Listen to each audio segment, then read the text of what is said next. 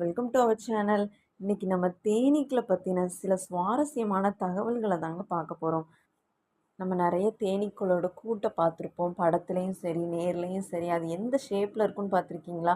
அதை என்ன சொல்கிறாங்க அப்படின்னா அறுகோண கூடுகள் அப்படின்னு சொல்கிறாங்கங்க. இது வந்து எவ்வளோ பெரிய வெயிட்னாலும் இது தாங்குமாங்க. அதனால தான் இந்த ஷேப்பை தேனீக்கள் வந்து தேர்ந்தெடுக்குது. பாருங்க எவ்வளோ அறிவோட வேலை பார்க்குது. ஒரு கூட்டில் ஒரே ஒரு ராணி தேனி தான் இருக்கும், 100 ஆண் தேனி இருக்கும். ஆனால் பல்லாயிரக்கணக்கான வேலைக்கார தேனீக்கள் இருக்கும். மலட்டு பெண் தேனீக்கள் தான் அதிகமாக இருக்குமா, ஏன்னா ராணி தேனி மட்டும்தான் முட்டை போடும். மூணாவதா என்ன விஷயம்னு பார்த்தீங்கன்னா, தேனீக்கள் வந்து அதோட புதிய இடத்த, அதாவது தேன் எங்க இருக்கு அப்படிங்கிறத கரெக்டாக கண்டுபிடிச்சிருமாங்க. ஒரு தேனி கண்டுபிடிச்சதுன்னா அது ஒரு அழகான ஒரு சிக்னல் கொடுத்து அடுத்த எல்லா தேனீக்களுக்கும் அந்த தகவலை பரப்புமாங்க. ரெக்கையை வச்சு ஒரு டான்ஸ் ஆடுமாங்க. இந்த மாதிரி டான்ஸ் ஆடுறத வச்சு தான் அது மற்ற தேனீக்களுக்கும் அதோட தகவலை அது தெரிவிக்குதாங்க. அதுக்கப்புறம் பாருங்களேன், இந்த வேலைக்கார தேனி தாங்க நம்மளை கொத்த வருது. அப்படி கொட்டும்போது அது நம்ம மேலே ஒட்டிக்கிடுதுங்க. அப்போ அது கொடுக்கு இல்லாமல் இருக்கும். கொடுக்கு இல்லாமல் இருந்தாலே தேனீக்கள் கொஞ்ச நேரத்தில் இறந்துருமா. இது கூட்டுக்காக தன்னோட உயிரையே கொடுக்குதுங்க இந்த வேலைக்கார தேனீக்கள்லாம். அதே மாதிரி இதோட பறக்கும் வேகம் எப்படி இருக்குன்னு பார்த்தீங்கன்னா 25ல இருந்து 40 கிலோமீட்டர் இருக்குமாங்க.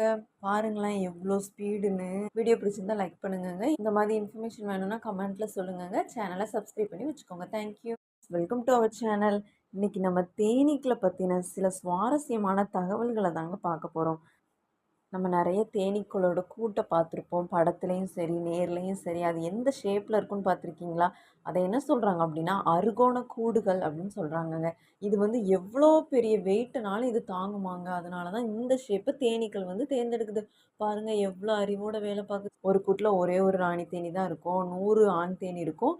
ஆனால் பல்லாயிரக்கணக்கான வேலைக்கார தேனீக்கள் இருக்கும்.